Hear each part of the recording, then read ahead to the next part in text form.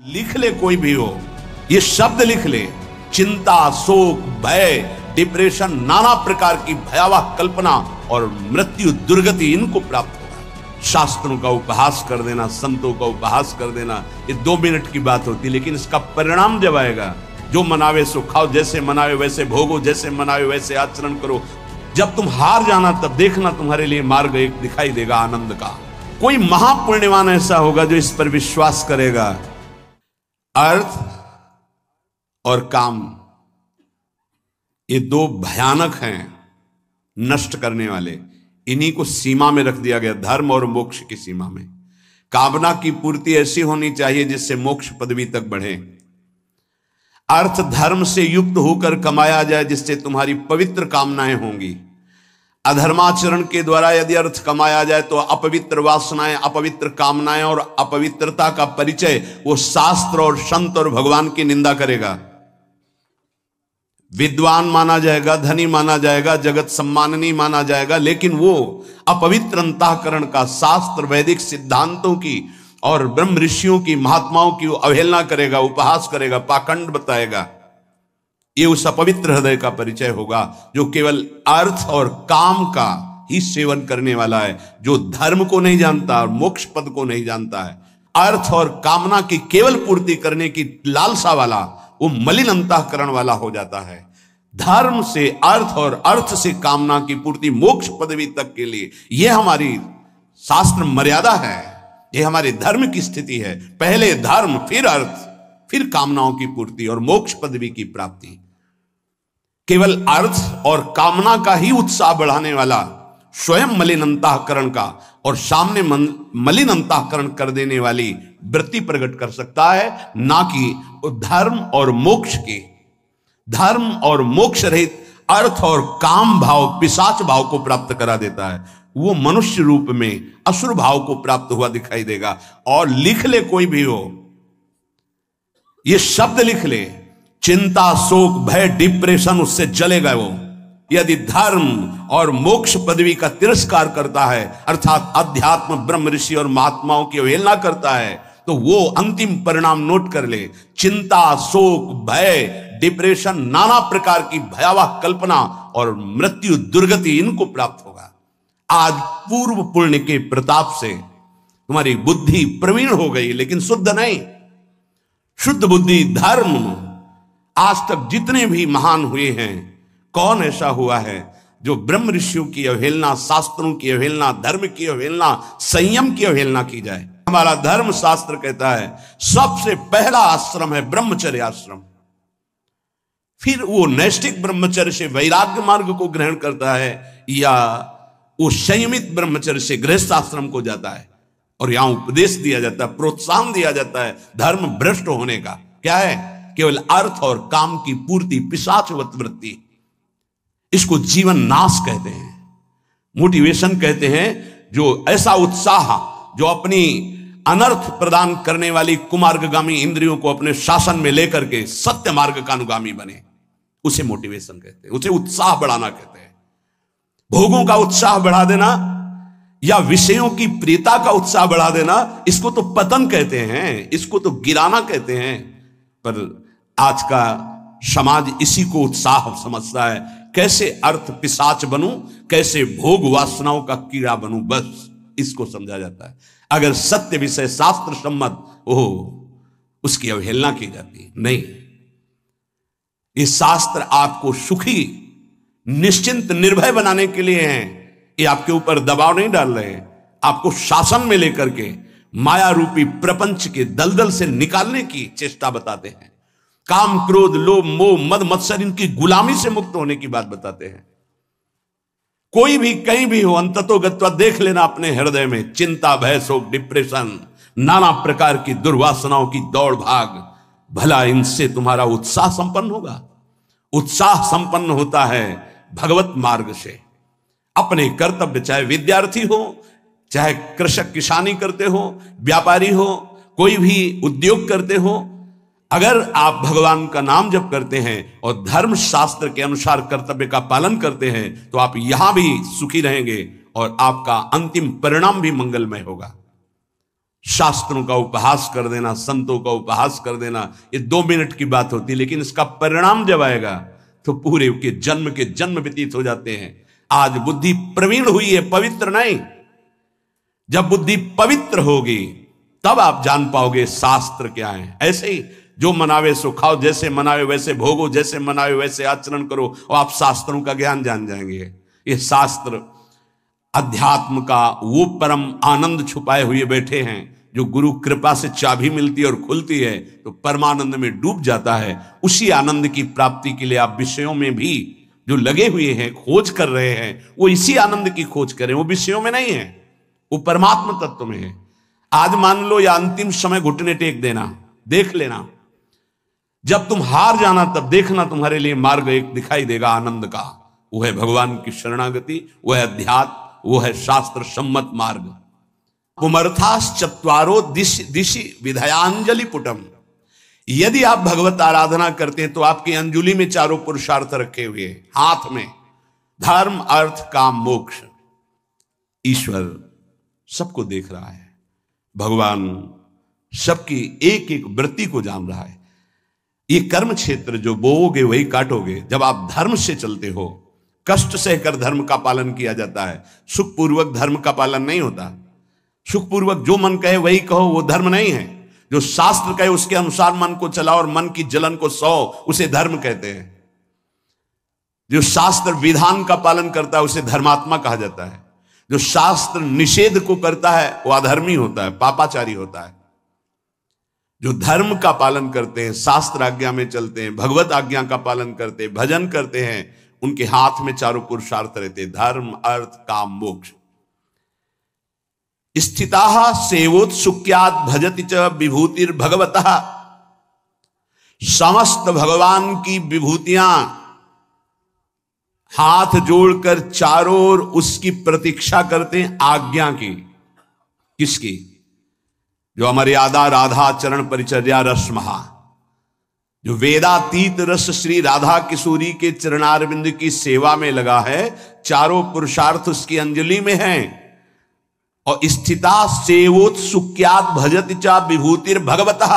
भगवान की विभूतियां उसकी सेवा के लिए उत्साहित होकर हाथ जोड़े खड़ी रहती हैं। वास्तविक ईमानदारी से जो भक्ति में अपने चित्त को डुबो रहा है, शास्त्र मर्यादा के अनुसार आचरण कर रहा है, उसके लिए कुछ दुर्लभ नहीं। अमंदानंदाब्धि प्लुत मधुर वृंदावन बने, सदा राधा कृष्णो स्मृति रति सारेन सुकृति। धन्य है वो जो महा आनंद प्रदान करने वाले श्यामा श्याम की स्मृति में डूबे हुए समस्त आचरण करते हैं शास्त्र सम्मत। क्या चला जाएगा, चाहे व्यापार में हो, नौकरी में हो, पढ़ाई में हो, किसी कार्य में हो, एकाग्रता पूर्वक हम अपना कार्य भगवान की पूजा मान के कर रहे हैं। शेष समय में श्यामा श्याम श्यामा श्याम, राधा वल्लभ राधा राधा, राधे श्याम नाम जप कर रहे हैं। उनके स्मरण में 4 पुरुषार्थ तुम्हारे हाथ में, बड़ी बड़ी विभूतियां तुम्हारी रक्षा करेंगी। जो चाहोगे वो तुम्हें प्राप्त हो जाएगा। पहले साधना करो, पापों का क्षय होने दो। नाम जप करते हैं, अपराध भी करते, पापाचरण करते, कैसे नाम प्रकाशित हो? अगर हम नामापराधों से बच करके नाम जप करें तो नाम का फल स्वयं प्रकाशित हो जाएगा। स्मरण कांचित सेवा मखिल जनसंगम परिहरण सदा राधा राधात्यमल सुकृति कोपी जयति। वो इस माया पर विजय प्राप्त कर लेगा। स्मरण कांचित सेवा, 2 बात कही, स्मरण और सेवा।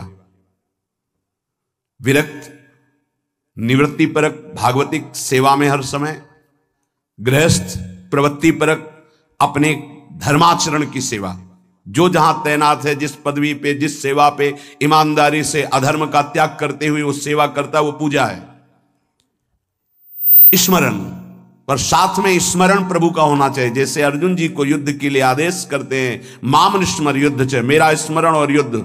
यहां कहते हैं स्मरण कांचित सेवा, 2 बात कही। यदि ये 2 बातें जीवन में हैं तो उपासना का बहुत ऊंचा पद आपको प्राप्त हो जाएगा। जैसे दो पंखों से पक्षी ऊंचाई पर चढ़ता है, ऐसे सेवा और सुमिरन ये दो पंखे साधक के हैं जिनसे वो अध्यात्म की ऊंचाई ग्रहण करता है। जनसंगम परिहरन, बहुत वार्ता करने वाले, बहुत विषयी पुरुष, संसारिकता का सत्य भाव रखने वालों का संग त्याग देना चाहिए। जनसंगम परिहरन, अगर जनता जो भगवत विमुख आचरण करने वाली उनके संग का त्याग कर दिया जाए, स्मरण और सेवा अपना जीवन बना लिया जाए और सदा राधा राधा त्यमलम, अमलम, ये निर्विकार कर देगा आपको।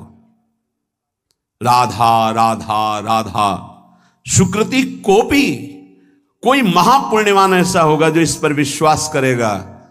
पराविद्या राधा राधा, हरि के हृदय का प्रेम मूर्तिमान जब स्वरूप धारण किया तब राधा किशोरी, राधा किशोरी अद्वितीय प्रेम रस है।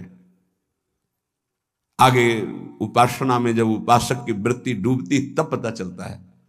बाहर से तो बड़े बड़े इस रस से अनविज्ञ हैं, जो सब रस के ज्ञाता हैं वो इस रस से अनविज्ञ है। संभाव्योपि विरंच नारद शिव स्वयं भुआद्यर्नया, ब्रह्मा जी से बढ़कर कोई ऋषि है, कोई मुनि है, कोई चमत्कारिक है, उनसे बड़ा कौन चमत्कारिक? भगवान शंकर से बढ़कर कोई त्यागी, बैरागी, ज्ञानी, बोध संपन्न, महाभागवत कोई दूसरा नहीं, अद्वितीय है ये सब।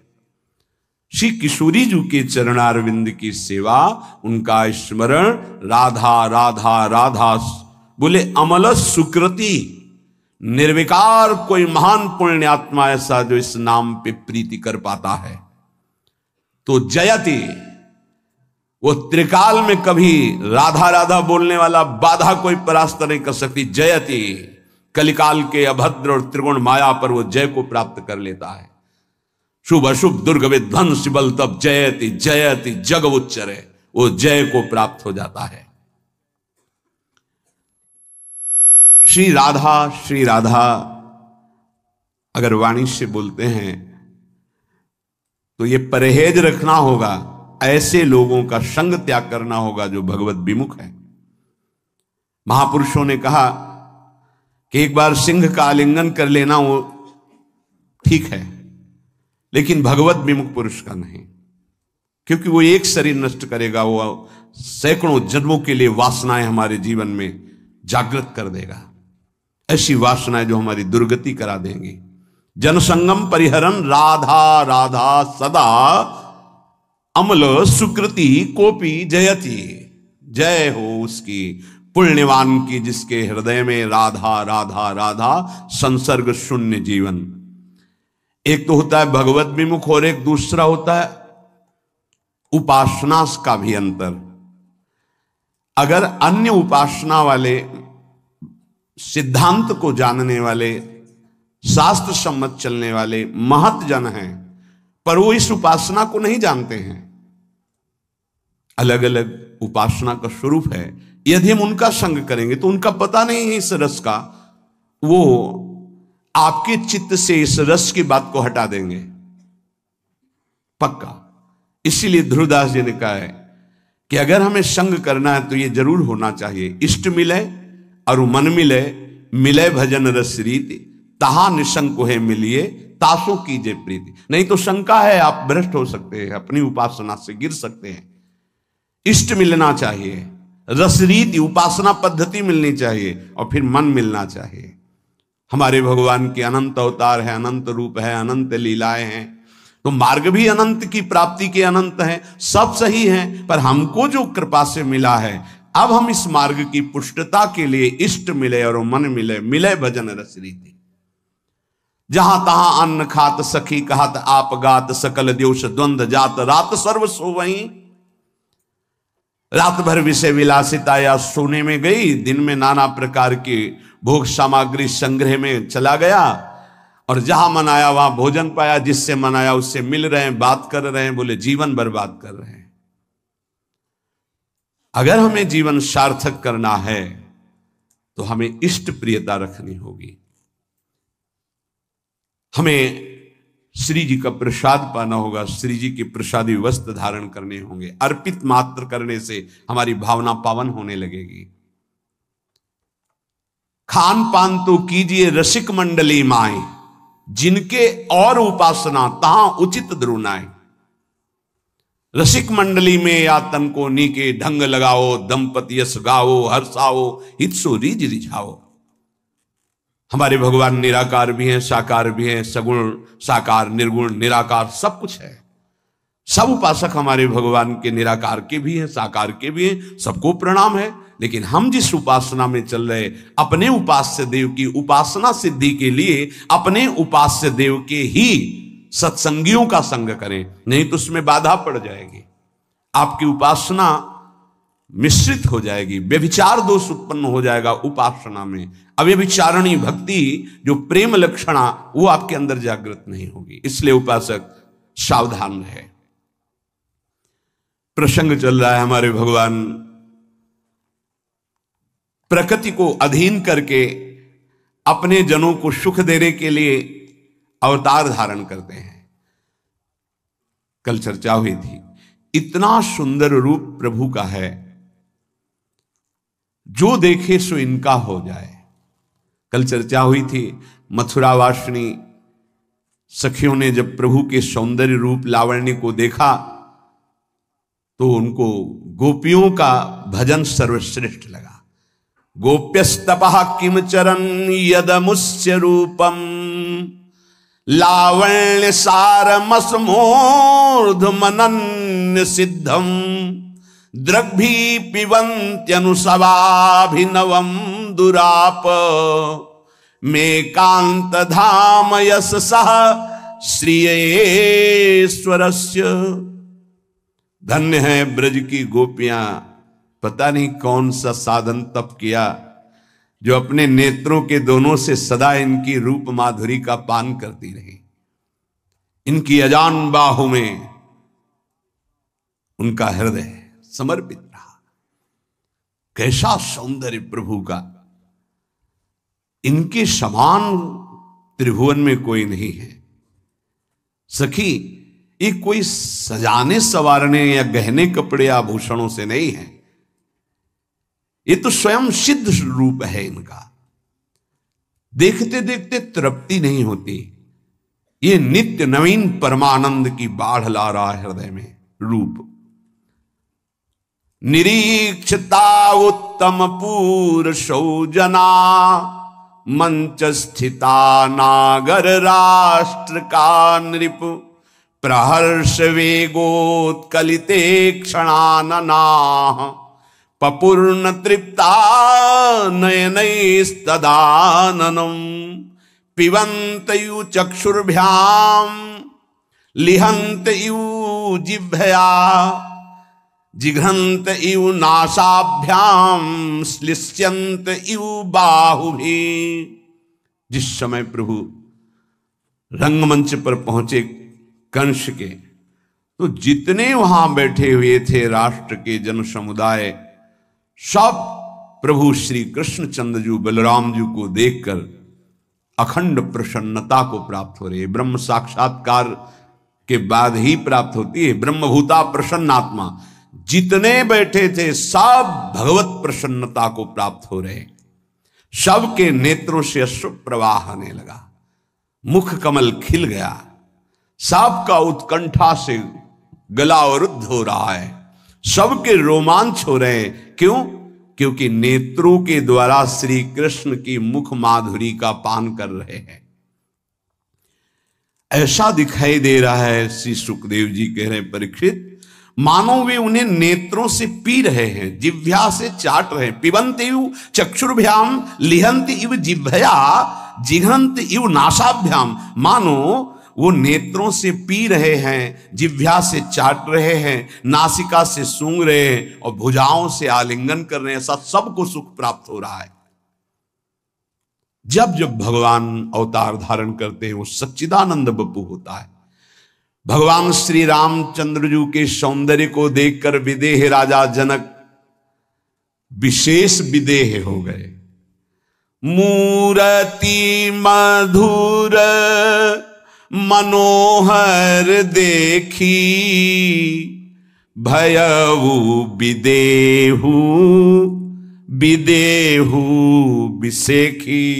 आहा, ब्रह्मानंद में देहातीत अवस्था को प्राप्त जनक जी महाराज आज विशेष विदेह हो रहे हैं। मूर्ति मधुर मनोहर देखी भयऊ विदेहु विदेहु विसेखी। सहज विराग रूप मनु मोरा थकित होत जिमी चंद चकोरा। मेरा मन सहज वैराग्य में है, सहज वैरागी आज राम रूप को देखकर जैसे चंद्रमा को देखकर चकोर थकित होता है, ऐसी स्थिति हो रही महाराज जनक की। ये रूप प्रभु का, ये तो परम ज्ञान शिरोमणि है जिनको बिल्कुल ज्ञान नहीं। वन में रहने वाले कोलभील जब भगवान श्री राम को देखा,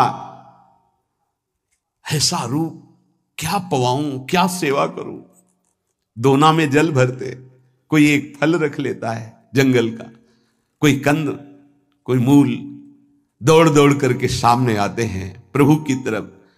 करही जोहारू भेंट धरी आगे,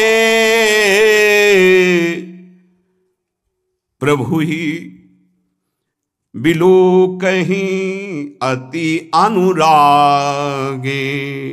चित्र लिखे जनु जहां तहां ठाढ़े, पुलक शरीर नयन जल बाढ़े। कोई भक्ति नहीं है, कोई ज्ञान नहीं है, प्रभु के रूप का प्रभाव। आते हैं, जोहार करते हैं, चरणों में वंदना करते हैं, जल फल ऐसे रख देते हैं, मानो चित्र से लिखे हुए हो, मानो चित्र में बनाए हुए खड़े हो, ऐसे भगवान की रूप माधुरी का पान कर रहे हैं। चित्र लिखे जनु जहां तहां ठाढ़े, पुलक शरीर नयन जल बार। सबके नेत्रों में आंसू बह रहे, शरीर में पुलकावली हो रही। ये तो भगवत कृपा पात्र हैं। जो भगवान से वैर रखते हैं उनके हृदय में रूप का कैसा प्रभाव पड़ता है। शूर्पणखा जब नाक कान छेदन हो गया, अपने भाइयों के पास गई, खरदूषण के पास, और कहा ऐसी ऐसी परिस्थिति में मुझे ये दंड दिया। उनका नाम राम है, वो बहुत गर्व कर रहे हैं, उनके पास एक सुंदरी स्त्री है, इसी कारण मेरे को नाक कान विहीन कर दिया। उनका ऐसा कौन है जो मेरे से भयभीत ना होता हो, क्योंकि खरदूषण रावण के समान बलशाली। रावण ने स्वयं जब सुना कि खरदूषण मारे गए तो कहता, खरदूषण मो सम बलवंता, मार सके को बिनु भगवंता। वो तो मेरे समान बलशाली, उनको भगवान के सिवा कोई मार ही नहीं सकता। ये जब गए भगवान से युद्ध करने के लिए खरदूषण, तो देखा जानकी जी को तो लक्ष्मण जी ने गुप्त स्थान पे कर दिया था, राम जी महाराज विराजमान थे। देखते ही भूल गए कि मैं उनको देख रहा हूं जिन्होंने हमारे बहन के नाक कान काटे हैं। ऐसा लगा ये बहुत सुंदर है, देखने योग्य है। आपस में बात करते हैं कि भाई देख लो हर नेत्र, नाग असुर सुर नर मुनि जेते, देखे जीते हते हम केते। जितना भी संसार में सुंदर देखा, गंधर्व नाग असुर किन्नर सब, कोई ऐसा नहीं जिनको भुजाओं के बल से जीता ना हो, मारा ना हो। इनका रूप पता नहीं क्या हो रहा है मुझे। खरदूषण कह रहे मुझे गुस्सा नहीं आ रही कि इनको मारूं। हम भरी जन्म सुनहु सब भाई, देखी नहीं असी सुंदर ताई। हम सच्ची बात कहते भाइयों, जन्म भर में ऐसा कोई सुंदर नहीं देखे, बड़े सुंदर है। जो भगवान से वैर करने आए वो भगवान के रूप की प्रशंसा कर रहे हैं। इन सबको परम पद मिला जो मुनियों द्वारा वांछित है। तात्पर्य, जब भगवान अवतार लेते हैं तो दिव्य सच्चिदानंद बपु होता है, वो आत्मस्वरूप बपु होता है। प्रेमी, विरक्त, ज्ञानी, मूर्ख, बैरी, असुर, राक्षस, सबका परम उद्धार करने वाला तनु होता है भगवान का। सबको आकृष्ट करके परम पद में आरूढ़ कर देना। संभवात्म माया, जो भगवान से विमुख करने वाली माया है वो त्रिगुणात्मिका है। लेकिन भगवान की जो आत्म माया वो योग माया है। परम दिव्य सच्चिदानंदमय भगवान की सच्चिदानंदमय शक्ति है। भगवान इसी योग माया से अपनी महिमा, अपने रूप, अपने तेज को उतना जितना देख सके उतने दर्शन कराते हैं। नहीं, भगवान अनंत तेज, कांप रहे अर्जुन जब भगवान ने थोड़ा सा दिव्य दृष्टि दी, कांप रहे। इसी योग माया का आश्रय लेकर भगवान ब्रज में रासलीला प्रकाशित की। भगवान पिता रात्रि शरदोत्फुल्ल मल्लिका वीक्षरंतुम मनश्चक्रे योग माया मुपाश्रिता। लेकिन नवनिवृत्त निकुंज में नहीं, ये अवतार लीला की बात कर रहे हैं। भगवत विमुख मूढ़ पुरुष के आगे दो पर्दे रहते हैं। एक तो रहता है अपनी मूढ़ता का, त्रिगुणात्मिका माया का, और दूसरा भगवान की योग माया का। अपनी मूढ़ता रहने के कारण वो भगवान को भगवान मानने के लिए तैयार नहीं। एक ने प्रश्न किया एकांतिक में, भगवान का अस्तित्व क्या है? बड़ा विचित्र है, कैसे वर्णन करें? जिसका इतना मलिन अंतःकरण है कि भगवान के अस्तित्व पर प्रश्न कर रहा है, उसको कैसे उत्तर दे? क्योंकि ये मार्ग तो प्रारंभ ही होता है साष्टांग दंडवत प्रणिपातेन और श्रद्धा विश्वास प्रश्नया। उसको भगवान के अस्तित्व का भी संशयात्मक भाव है। कैसे? अब कोई यहां तर्क करने आवे तो तर्क के लिए थोड़ी गुंजाइश है। यहां तर्क के लिए कोई साधु महात्मा थोड़ी अपना समय दे रहा है कि वो दिग्विजयी होने के लिए कोई प्रकांड विद्वता का झंडा गाड़ने के लिए बैठा हो। अरे वो अपने आराधक भाव से आराध्य देव में सदैव डूबा हुआ है, कृपा करके तुम्हारे को समाधान देने के लिए अवसर दे रहा है, ना कि किसी वस्तु, व्यक्ति, यश, कीर्ति, प्रणाम नमस्कार की चाह है। भगवान के अस्तित्व, कैसी मलिनता बढ़ रही नवीन अवस्था के बच्चों में, भगवान के अस्तित्व पर प्रश्न उठ रहा है। पिता का सही परिचय केवल माता बता सकती है, ना तो कोई पड़ोसी बता सकता है, ना कोई रिश्तेदार, ना कोई नातेदार, ना कोई भी, और ना तुम ही जान सकते हो तुम्हारा पिता असली में कौन है, केवल मां जानती है। भगवान के अस्तित्व का परिचय प्राप्त कराने की सामर्थ्य केवल सदगुरुदेव में है, केवल भगवान में है। सोई जाने जे देव जनाई, तो सदगुरुदेव प्रदत्त नाम मंत्र उपासना में लगो, अस्तित्व का प्रश्न नहीं करना पड़ेगा, अपने आप जागृत हो जाएगा। उपासना नहीं करोगे तो ये समझ में नहीं आएगा कि भगवान है भी कि नहीं है। ये देखो, भगवत विमुख मूढ़ पुरुष को दो पर्दे टंगे हैं जिससे वो नहीं जान। एक तो अपनी मूढ़ता, जिससे वो ये समझ नहीं पाता कि भगवान है भी कि नहीं। बड़ा विचित्र है, बड़ा विचित्र समय आता चला जा रहा है, भगवान पर संशय।